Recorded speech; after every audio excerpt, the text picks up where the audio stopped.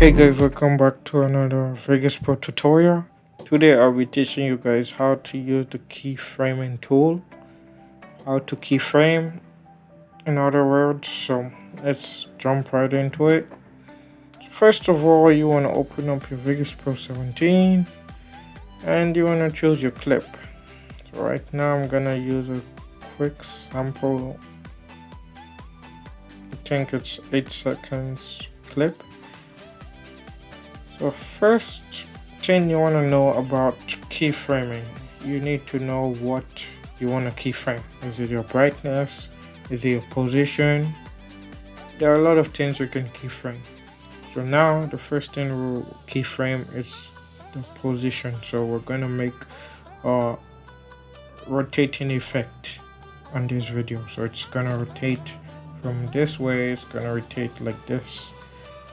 So you want to go to your position, event pan crop, and you will want to open this wider so you'll be able to view better.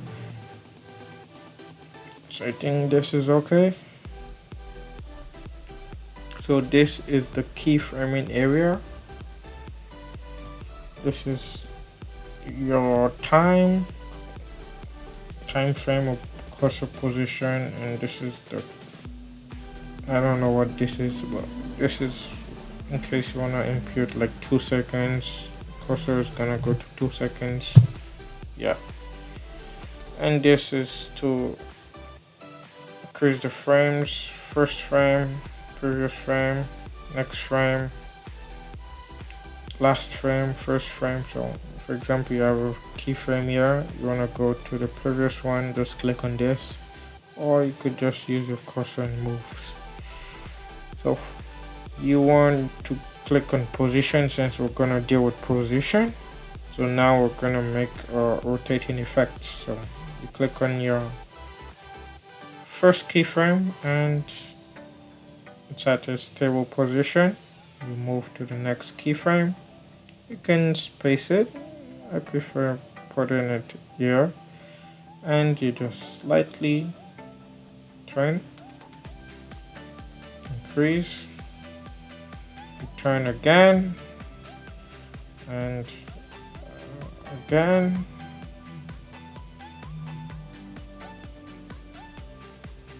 again. Now we could just make it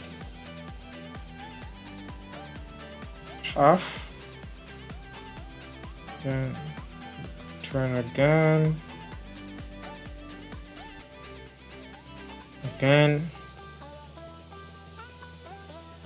and you could adjust it. If you made a mistake, you could just hit the Ctrl Z to go back,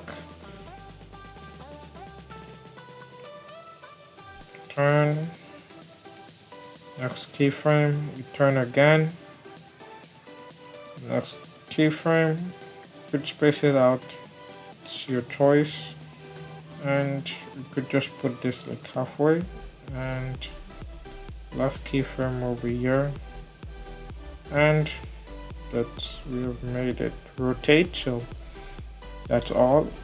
We want to play it back, just come back and hit on your play, and you could see it turns.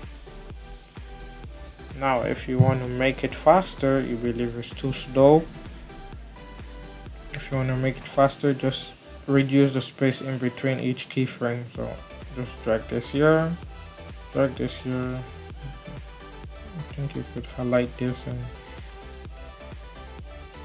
no, not working. So just drag it, drag closer.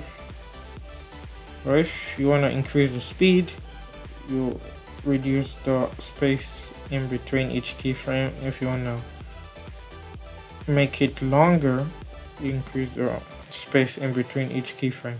So right now if we watch it, it's gonna be fast. As you can see, it's faster.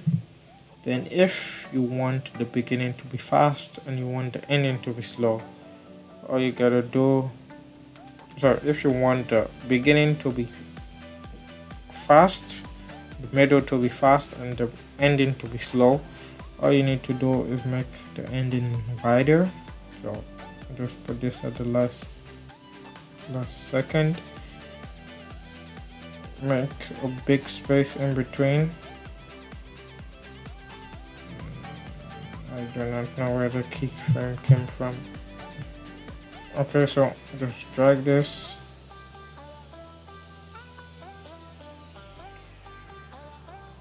So the ending will be slow, while the middle will be fast. So this is gonna be very fast. This is gonna be fast. This is gonna be fast. So transitioning to the ending, it's gonna become slow. So let's preview this. Fast, slow, very slow. As you can see, very slow, and that's how you do it. So right now I've showed you guys how to create a rotating effect with keyframes. Now I'm going to show you guys how to create a fade in and a fade out with the brightness tool. That's the brightness effect. So you would just want to highlight all this and hit on the delete. Then we could restore this. So we're gonna add the brightness tool, brightness and contrast, add. Okay, so right now you'll be asking me, or you'll be asking yourself, you don't see any keyframes? Yes, you do not, because the keyframes are in a particular section. Right here, to bring up the keyframing area, you just need to click on this animate button. You see the contrast stars, the keyframe, the contrast center, also the brightness. So we're just gonna deal with the brightness for today. Click on it, and the keyframing area is brought up. It's quite different from the other one we did, but it's the same principles, same tools, everything. So here you want to click on your first keyframe, and to make a fade in, that's like from black to the intro of the video, you're gonna reduce your brightness to the lowest. Make sure the first keyframe. Then you're gonna give it a couple seconds. Drag your cursor to like a minute and half millisecond, and you're gonna increase your brightness. So right now let's look at the fade in. So this is the fade in, perfect.